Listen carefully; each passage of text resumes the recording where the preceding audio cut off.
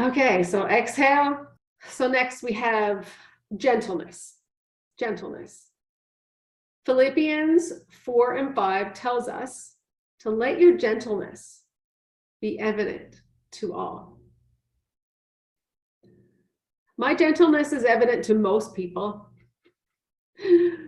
But boy, I tell you, my gentleness is not so evident to all. Is your gentleness evident to all? That's a really good question. Have you ever held a newborn baby? Right? It's so precious. And chances are that when you were being held, a little bundle of joy, maybe it's the first time you're holding it, or if it's new, that you've instinctually knew to be gentle with it, right? And don't you wish that life were that easy? Don't you wish that while our words or actions that we pass on to others do not come with a warning label, we most definitely need to be gentle.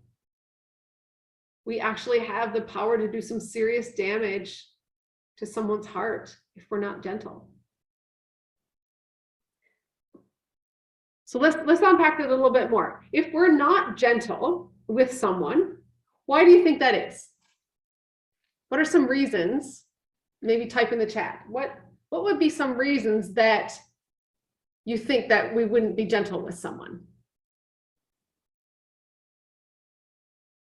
Maybe it's because I think I know better than you, so I'm not gentle. Or do we simply think we're better than them, so I'm not gentle with you?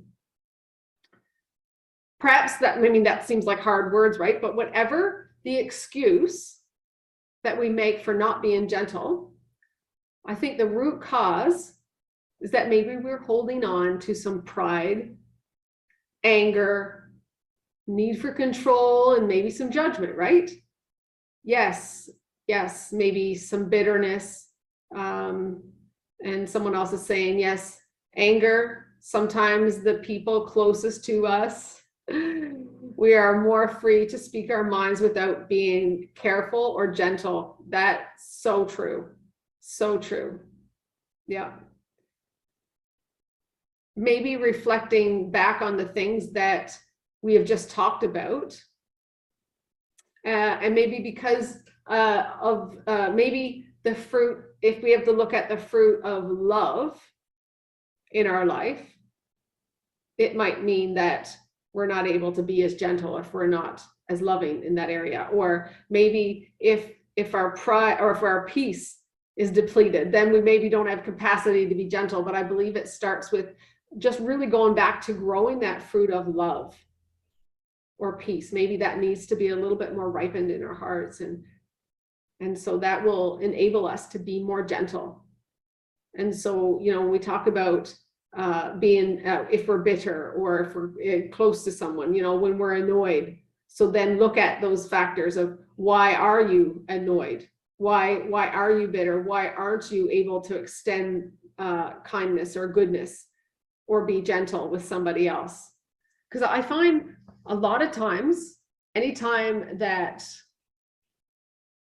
I'm not gentle, loving, or kind to someone else, or in the past, it was a really harsh awareness that I wasn't confident about something in myself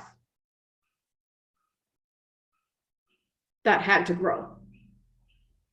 That oftentimes my annoyance with someone else could be that I need to grow in love because I was too judgy or whatever. So for whatever reason, the Bible says you point your finger, right? There's all these pointing back at you. But some people get my gentleness like nobody's business. And then there's other people that I really have to dig deep, but I dig deep.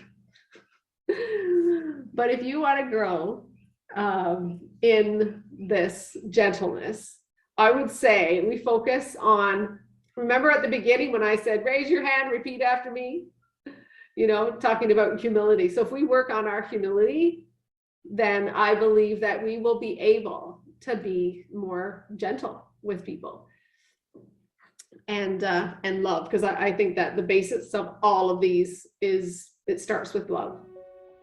Would you consider yourself to be a gentle person?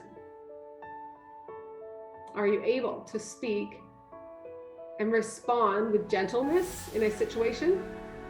Or are people left with a bad taste maybe in their mouths because of your bitter tasting fruit? Rate your gentleness.